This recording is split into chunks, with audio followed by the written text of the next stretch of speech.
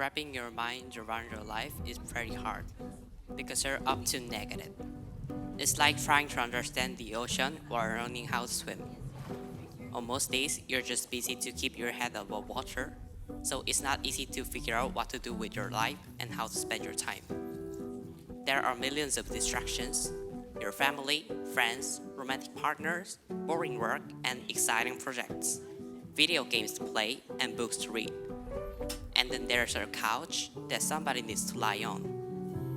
It's easy to get lost, so let's take a step back and look at your life from the outside. About 1 in 20 people in here will get to live to 100. Let's assume you are the lucky ones, which means you have total 5,200 weeks of life at your disposal when you were born. You spent first 600 weeks being a kid and 400 being a teenager. By the time you're 20, over 1,000 of your 5,200 weeks have passed. Depending on what you aspire to, at this point you're either working already or have entered further education. The amount of fun you can have in this phase of your life varies a lot. Most people start working for real in their 20s at the latest, which begins the productive, a potentially grindy or soul-crushing period of our life.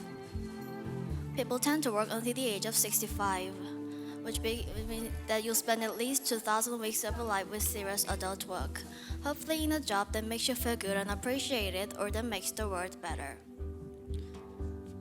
This is the main block of life for most people, the time when you might have kids and travel a bit, and climb the career ladder, and build a house, make get divorced, and fall in love again.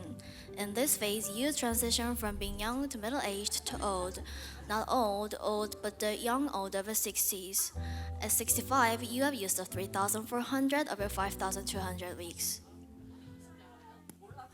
The last phase of your life begins.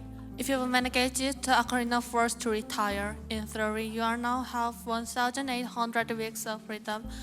But of course, it's not how it works. Majority of you watching this. 19 out of 20 people will not live until 100. If you die at age 80, which is not bad, but you only have 780 weeks of freedom after you retire. That's roughly as many weeks of freedom as another person as you spent a child. Usually when you swim through the ocean and that's your life, you don't think of this too much, and that's fine. Life is engaging enough by itself, and the future is this undefined weird things. But thinking about it from time to time is helpful in refocusing on what you want to do and to minimize the regrets you will have when you look back. And to remind you that if you don't use your time today, you might not get a chance to use it tomorrow. Life is complicated, and it's hard to make decisions between all the things and the people that are important to you. Is there a hobby you have been lazy about for a long time? Maybe you still have those rare minutes that you wanted to find. Did you always want to live in a place where you had an amazing time until grade ago? Is there someone you want to reach out for a long time but haven't yet, or pick up that spurs to meet new friends? Maybe you will never do any of these things again because life gets in the way and some point is too late. As the global pandemic begins to wind down, we are all soon able to each other and spending time together. It is never a bad time to reach out to our friends or the potential friends, let them know that you're looking forward to hanging out. But no matter watching this, our life is an incredible gift and there are so many fun, engaging and fulfilling things to do. And you get to decide what and who matters to you.